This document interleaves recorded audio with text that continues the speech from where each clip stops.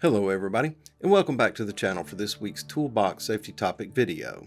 Before we get started, make sure that you give me a thumbs up down below here to encourage me to make more videos of this type. Also, subscribe to my YouTube channel where you'll find additional videos of this nature, other safety related videos, and leadership training videos.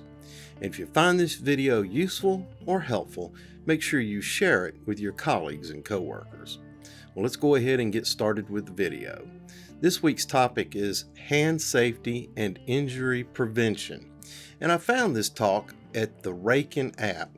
Check out the Raken app. It's a pretty useful tool for the construction business. Your hands are used for virtually every task you perform at work and at home. And because they are used so much, they are often easily injured. It is critical that you keep your fingers and hands out of the way at work and keep them from getting injured.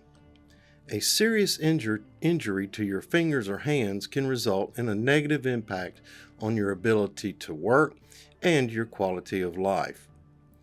Gloves are the most common type of personal protective equipment to help with the prevention of hand injuries.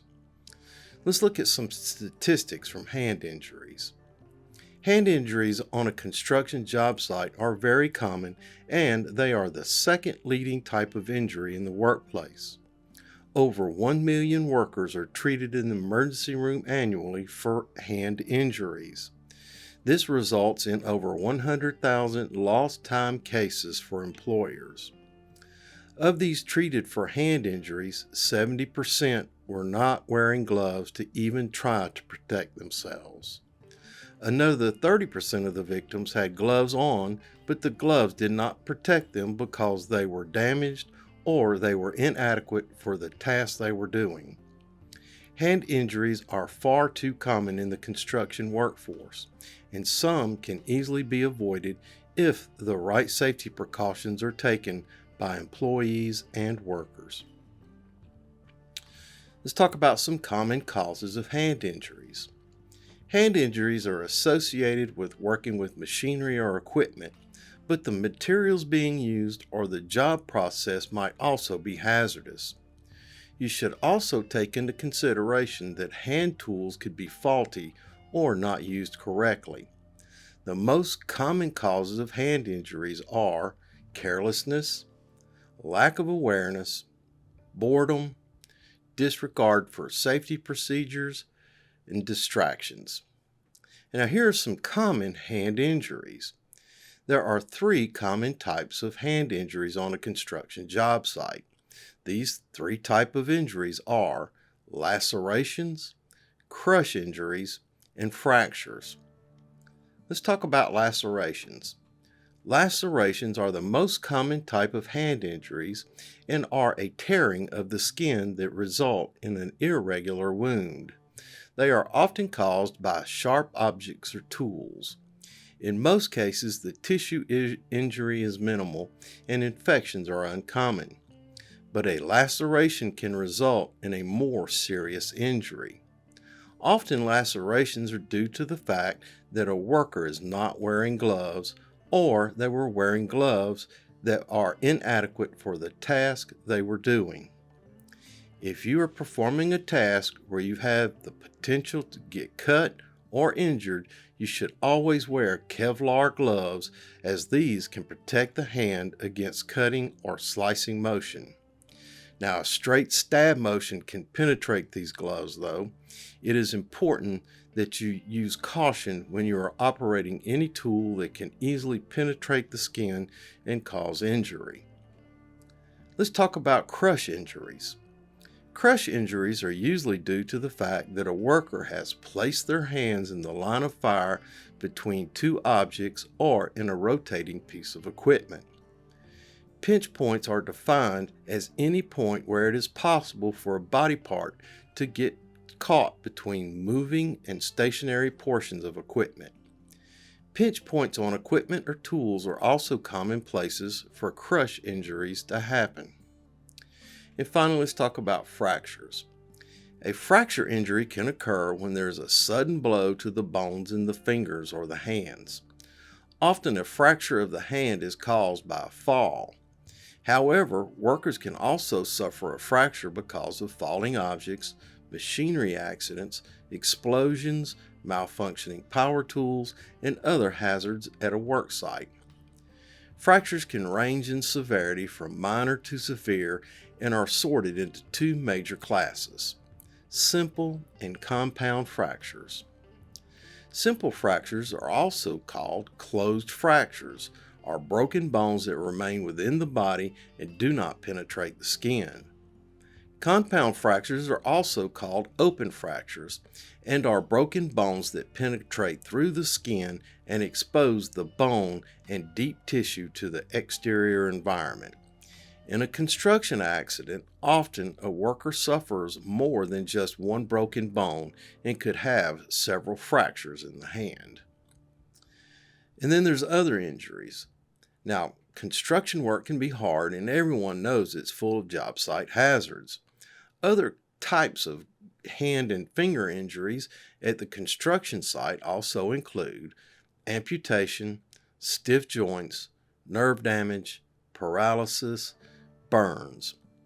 If you experience any type of injury, it is important that you let your coworkers and your supervisor or foreman know as soon as possible.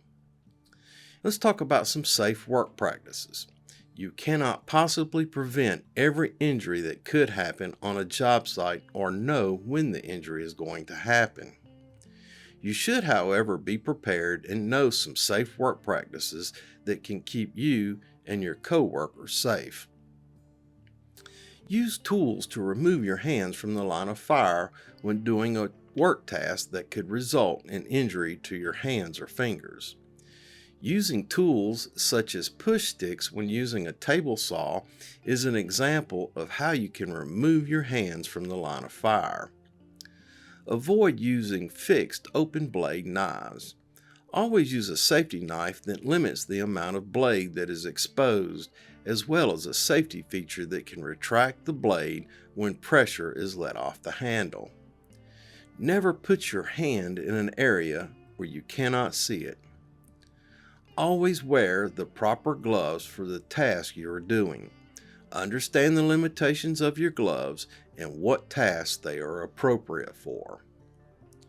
And never work on an energized piece of equipment. Lock and tag out the equipment to ensure there will not be an unintentional startup while you are working on that piece of equipment. Be aware of your surroundings and what others are doing. Now, if you're injured on a job site, you should let your supervisor or foreman know as soon as possible. If you need to seek medical help, also make sure you do so immediately. If you have questions about safety hazards or how to perform a task safely, do not be afraid to speak up and ask questions. It is your job to keep yourself safe as well as others that are on the job site. Working together to be safe can help everyone be safe.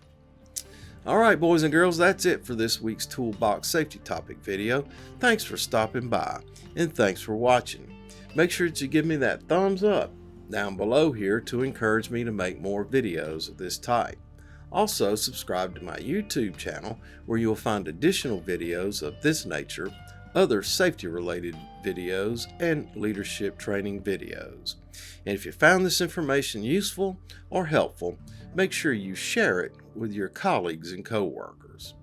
And until we see each other again, take care of yourself because you're number one. Look out for your coworkers and help ensure their safety. Have a grateful day, and remember, I will see you in the field.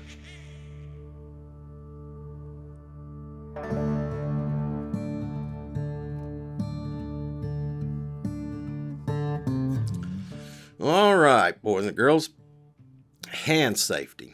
Hand safety. Your hands, you use them for everything.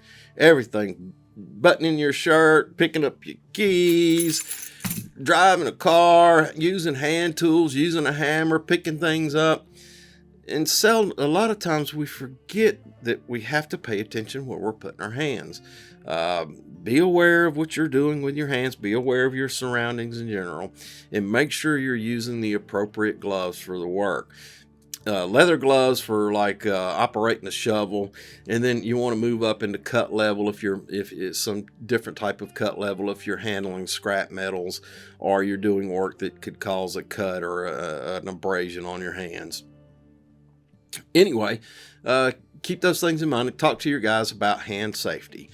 If you have a specific safety video you'd like for me to talk about or make, just leave a comment down below here and I'll get on that. And if you have a specific safety question, put that in the comments down below as well, and I'll touch back with you, and we'll work together to get resources so that you can self-train and then share that information with your teammates. Remember that this video and other videos can be used for your toolbox topic for your team on your job site and for your company. Just remember to create a sign-in sheet, reference the video on there, have everybody watch the video, have some discussion, and then sign off on the sign-in sheet, and that becomes a document that you can provide to OSHA to verify that you do continuing training on hazard recognition and hazard mitigation for your team, for your job site, and for your company. Anyway, I'm not going to put any Easter eggs in. I just hadn't got out yet, but they're starting to pop. Leave a comment down below and tell me whether you like to see those Easter eggs I put in on a regular basis. If you find anything interesting that I might find interesting. Anyway, I think that's it. Hey guys, thanks for watching. Have a grateful day. I will see you in the field. Stop recording.